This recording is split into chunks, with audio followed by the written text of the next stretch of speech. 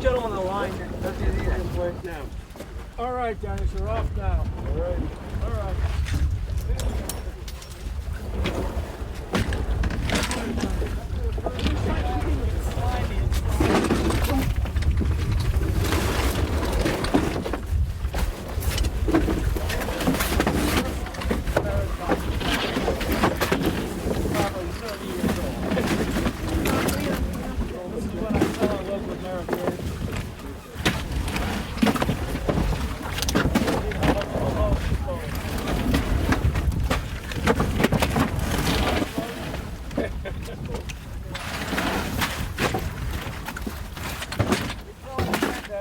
That's probably good enough. That's good. All right. You want to get that stern line?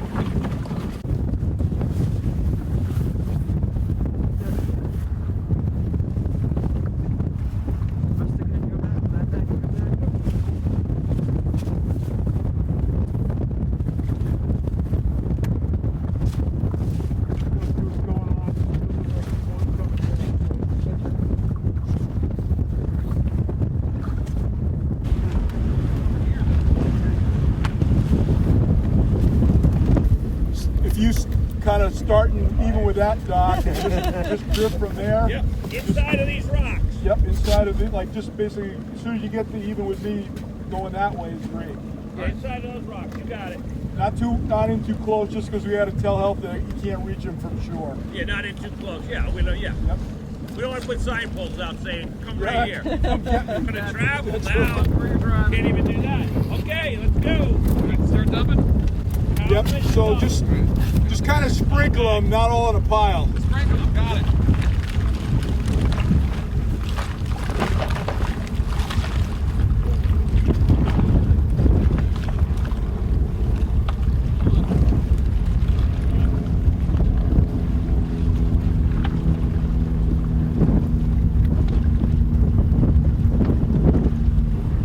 All the salt ponds and easily accessible public accesses have a lot of shell fishing pressure, both commercial and recreational. So what can result from that is localized depletions of the quahaug. They're not going to become extinct, but the abundance levels get so low that they aren't able to produce enough spat or juvenile clams to replenish what gets harvested. So the transplant is a way, and a sanctuary is a way to take adult clams that have the capability of spawning and protect them in an area where when they do spawn, it will distribute the larvae in Winnapaug Pond and the other salt ponds, and ultimately have survival and harvest opportunities throughout the pond. And so the sanctuary is a way to protect it.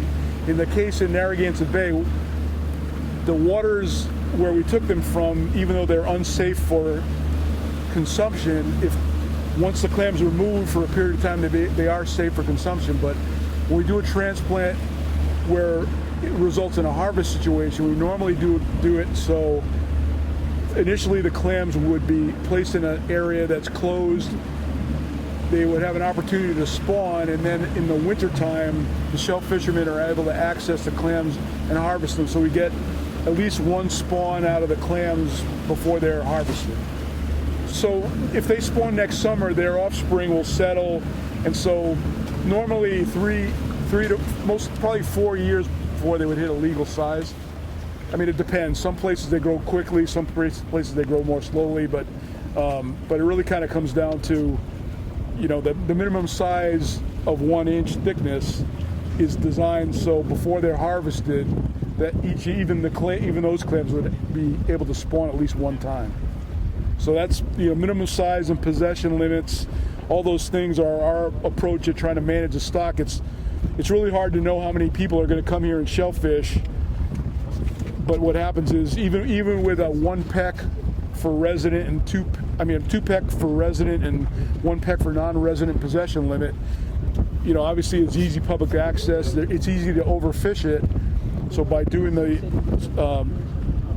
transplants into the sanctuary, it offsets that loss of brood stock that normally would occur throughout the pond. How many bags and how many It was 100 bags, you know, estimate at 5,000 pounds. So there's roughly, it could be 200 to 300 per bag. I mean, we even are putting undersized because they'll grow and survive and ultimately spawn as well. But yeah, I'd say 300 clams per bag, and each bag weighs about 50 pounds. Well, Bob, thanks for having me today. This was a nice program that we did. We were stocking Winnapaug Pond with quahaugs, bay quahaugs. They originated from the Narragansett Bay. They were harvested yesterday by a large fleet of commercial fishermen under the auspices of DEM, the Rhode Island Health Department. And some of the stock was planted in spawner sanctuaries in the bay, primarily in Greenwich Bay. But fortunately, the town of Westerly provided funds this year through the Recreation Department to be able for us to buy 100 bushels of that transplant stock to plant here in Winnapaug Pond.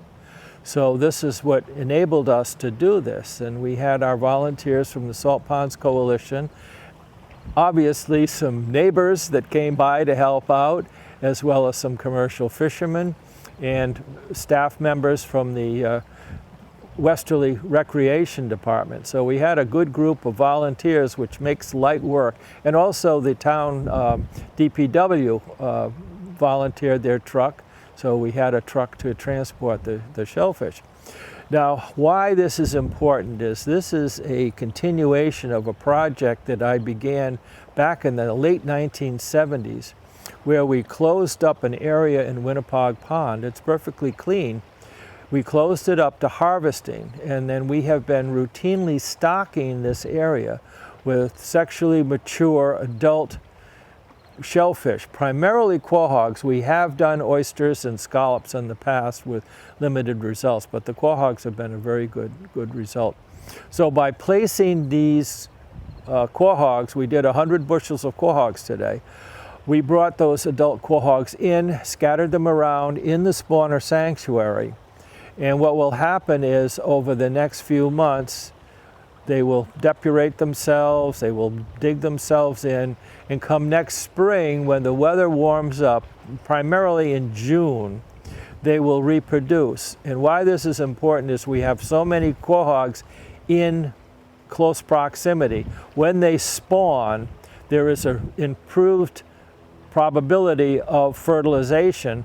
So we have a lot of larval quahaugs that are produced. Now, the quahaugs go through several embryonic stages as part of the plankton. So the plankton, of course, moves with the wind and the tide for approximately anywhere from 14 to 21 days. So during that time, and the reason why we've established the spawner sanctuary where it is in the western end, is the predominant west wind and the currents and the tides will flow that larvae throughout the pond and reseed the pond. So at the end of that larval period, the animals will essentially settle to the bottom, grow a shell, and dig into the bottom and become a quahaug as we know it. And in about 3 years, these animals will become mature. And of course, they'll be in the open area of the pond, so it improves the ability for fishing and recreation in Winnapaug Pond. So it's a win-win all the way around. And you know, we get everybody together pitching in. It's almost like a barn raising. You get everybody out and everybody helps, and it works out very well. So I expect that this will be a good project, and I hope that we can get some funding in the future to continue it. What happens is we dump the quahaugs overboard and spread them out along the bottom. And the quahaug has a foot, which is a muscular foot that comes out, and they will orient themselves up almost in a vertical position and dig themselves down like this into the bottom. And depending on the temperature and how soft the bottom is, this could happen within a few minutes, a few hours, but they will eventually dig themselves in. And then of course they have a siphon, which is their filter feeders. So that siphon is vertical, and they will feed by sucking in zooplankton and phytoplankton into their systems, and that's how they get their nourishment.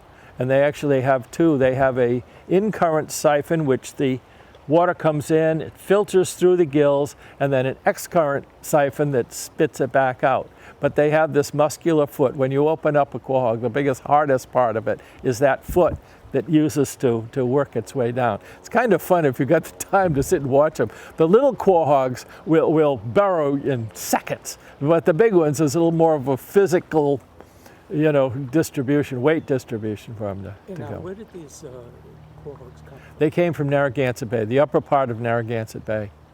This project is authorized by the Rhode Island Health Department and DEM.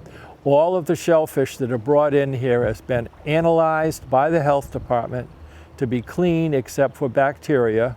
And of course they will, by filter feeding, they will filter out the bacteria.